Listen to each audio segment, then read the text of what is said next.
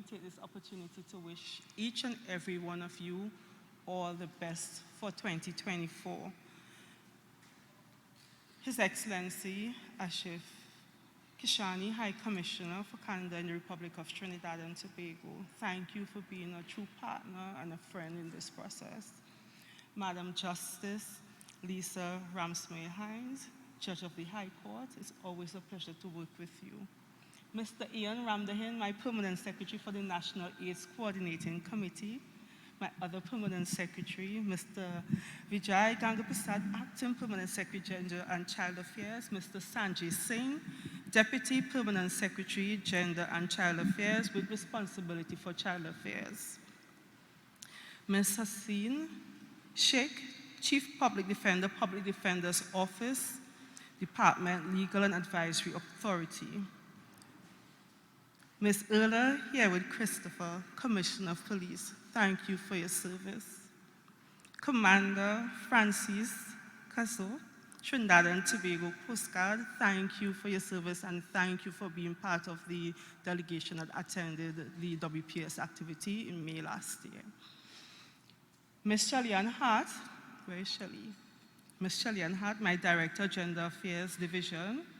Mr. Ian Rampersad, Director, International Law and Human Rights Unit, Office of the Attorney General and Ministry of Legal Affairs, thank you for being a meaningful partner to the division. Ms. Mary Bastion, Director of National Family Services, welcome and thank you again for being a meaningful partner. Dr. Suan Barrett, Head, Institute of Gender and Development Studies, the University of the West Indies. You have been doing tremendous work with the Office of the Prime Minister and we appreciate you and all that you have been doing. My very dear friend, Ms. Tony Brodber, Head UN Women Multi-Country Office Caribbean, welcome and thank you for the unwavering support that the Office of the Prime Minister, Gender and Child Affairs would have received over the years. We truly appreciate you and all that the UN Women would have been doing for the people of Trinidad and Tobago. Mr. John Lewis, Peace and Development Advisor, UN Regional Country Office, again, thank you for your collaboration and your support. Amilcar, Senator, my Assistant Director, Gender Affairs Division. Mrs. Irma Bailey-Reyes, or Coordinator, Child Affairs Division. Ms. Anne-Marie Kwame-Allen, where's Ms. Kwame-Allen? Good morning, Ms. Kwame-Allen, Coordinator, National Policy on Gender and Development. Dr. Rohit Doon, where is Dr. Doon? Hi, Dr. Doon, welcome and thank you. Former Chief Medical Officer, North NWRHA. Ms. Sasonel Felix, Monitoring and Evaluation Specialist, GCA, where are you? Good morning. Members of staff, Team OPM, members of the media, again, I want to greet everyone and say a blessed day.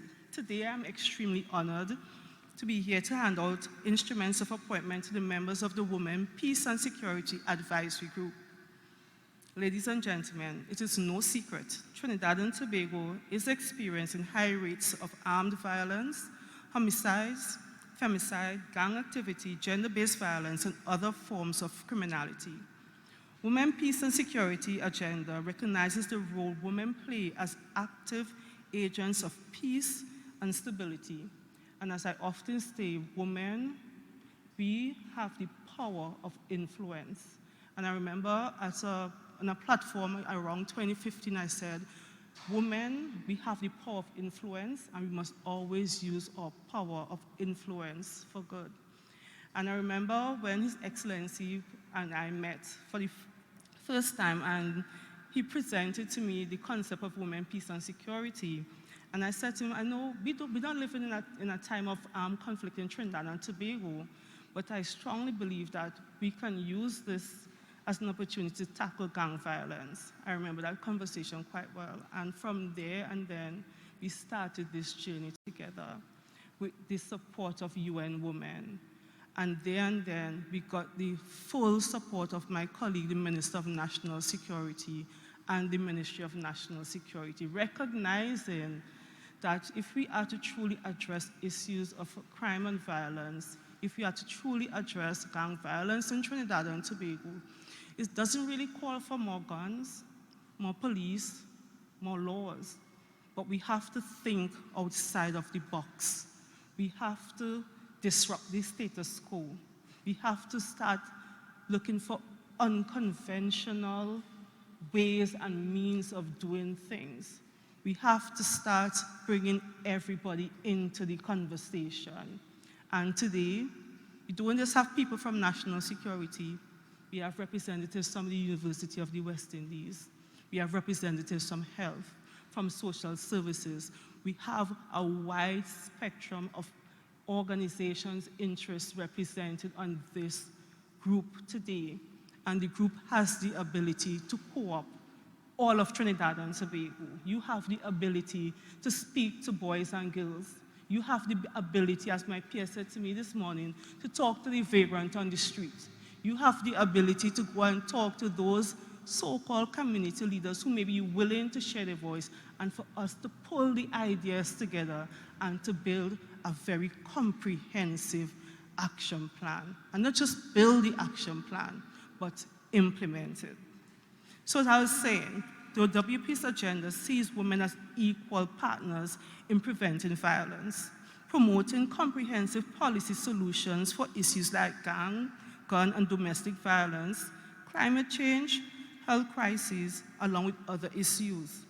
It seeks to further support and expand on the many positive ways women are and can be leading effective responses to security challenges. Thus, the establishment of this advisory group is a major milestone in the journey to reduce gender-based violence and tackle gun and gang violence. Trinidad and Tobago has had a long commitment to advancing gender equality, development, and security. More than 10 years ago, this country offered international leadership on women, peace, and security. We drew attention to the role of women in disarmament, non-proliferation, and arms control during a session of the UN General Assembly. This led to a ministerial declaration and UN General Assembly Resolution 1325.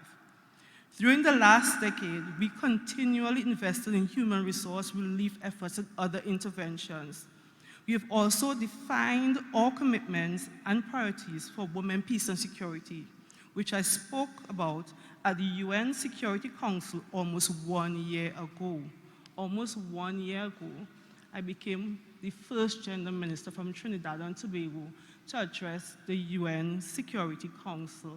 And at that session, I gave our commitment to bringing about our Women, Peace, and Security Action Plan. And here we are today. Here we are today.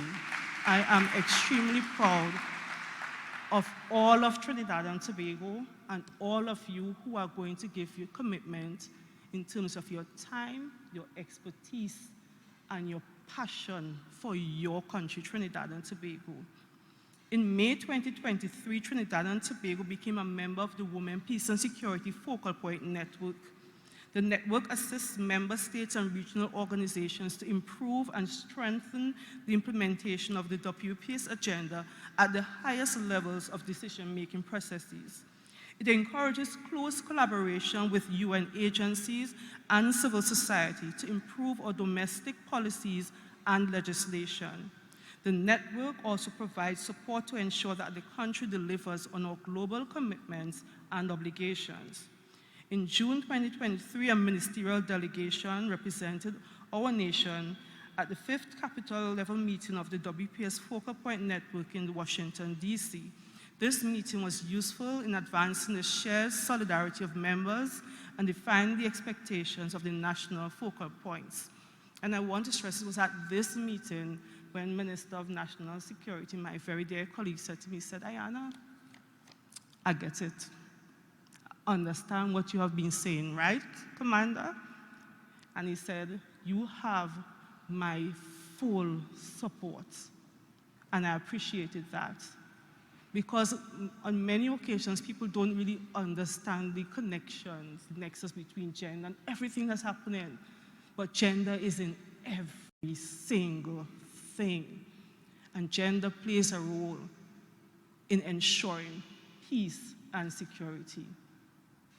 So his support, his buy-in, meant that it would have been easier for us to approach places like Coast Guard, to approach the Commissioner of Police, to approach different stakeholders to ensure that when we started to run with it, we were running with it.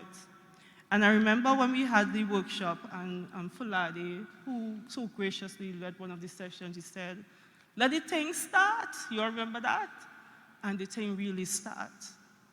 And what I want to do is to again encourage us to think outside of the box. If there's need for research, encourage some students to do the research. If there's need for us to empower and support NGOs to get out there, PS, let us find the resources to do it. If there is need for us to strengthen and support and give additional guidance to the police, let us do it. It's all our business. If we are to bring about peace and security in Trinidad and Tobago, we can't rest it on the shoulders of the Commissioner or the Minister of National Security. Every sector, including faith-based organizations, every single sector must play a role. And it is critical that we all start walking the talk from now. So again, I'm challenging this group to think outside of the box. Yesterday in a discussion with my PS, I said to him, listening to the so-called Trinidad music, I said, PS, to be honest, the music nice and catchy for truth, you know. I said, because even me, sometimes my children put it on and I find myself dancing along and I catch myself, I just say, Ayanna, I just set a better example. And I said to him, I said, you know, instead of us coming down on them and talking about Trinidad, let us try and challenge them to start a Trinidad movement and challenge them to think about some positive music with positive lyrics and start putting some positivity out into the atmosphere, because young people, they're paying attention to them, they're listening, and they're absorbing everything that they're putting out. And even though some of the messages might be negative, that is what our young people are listening to. And we have to, even though we might say they're bad, we might have to bring them on as part of the process, because they too have the power of influence, and ask them to use their power of influence for good. Ask them to, instead of writing negative lyrics and negative songs, let us promote a better image of Trinidad and Tobago. And as Pierre said, Trinidad. That is what we want. Let us move towards that. Let us work towards that. A new movement, a new system. Today we are here to formalize this committee. We have representatives from various sectors, as I have mentioned before. The advisory group is inclusive. It is inclusive of the private sector, the public sector, and civil society. And I want to say it again, it's all our business, all hands on deck. At this critical stage, we all must play a part. We can't point fingers. I would have loved PS, if I had thought about it before, to encourage some of my colleagues on the other side of the aisle to be a part of this, because we really need for all hands on deck, for us to really speak as a united Trinidad and Tobago to get this thing going. The Women, Peace and Security agenda is relevant not only to traditional security challenges such as armed conflict, but also to non-traditional and emerging threats to health, climate, and domestic security. These threats include COVID-19 and other health crises, climate change, threats to cybersecurity, trafficking in persons, gun and gang violence, and other challenges. Just yesterday, I think it was, the Minister of Health put us on alert again. The Minister of Digital Transformation would have been alerting us to the fact that we aren't immune to cyber attacks, and we have been experiencing it. Women, Peace and Security can be used to address all these varying issues. The advisory group is expected to examine extensively and include W.P.S concept in the effort to reduce gun and gang violence. The collaborative and cross-sectoral efforts will include integrating the W.P.S objectives into the Gang Reduction and Community Program, GRACE, and a National Action Plan for the Prevention and Reduction of Violence using a public health approach. The government seeks to leverage synergies between the WPS agenda and its commitment to address the public health dimensions of crime and violence. This is in keeping with the CARICOM Regional Symposium, which was held in Port of Spain last year. Another major area for consideration using the concept of women, peace, and security is the engagement of community groups and other key stakeholders to provide capacity building and support to implement a W.P.S initiative in specific communities. We have commenced one such initiative in the Betham community, and I want to take this opportunity to thank the team at Gender and Child Affairs, NAC, and just the OPM family for the work that we have been doing in Betham. Just big up for yourself a little bit. I remember when Minister of National Security approached me in Parliament, I came right back to the team, and in quick time, we started doing some interventions in the community of Betham, and we will learn from Betham, and then we will adapt and adopt and adjust and roll out in other communities such as Enterprise, Maloney, and Marabella train line. We're going to target these communities, and hopefully they will be the catalyst for change in Trinidad and Tobago. Notwithstanding the above, the major deliverable of this advisory group is the submission of a draft WPS National Action Plan in 6 months' time. Oh, you hear that? 6 months, not a year, 6 months' time, please. 6 months' time. This plan will be the product of consultations with key stakeholders across the nation. And again, I want to refer to what my peers said this morning. Challenge them to talk to the vagrant on the street too. It's everybody we want as part of the response. After all, we need all stakeholders' input to ensure that the plan is inclusive and effective in dealing with the current state of violence, inclusive of gender-based violence and related issues among our population. I'm confident that this landmark initiative will go a long way to address now many concerns in this regard. I thank those who have willingly offered to serve on this advisory group as we continue to implement new initiatives to effectively deal with the challenges we face in this country.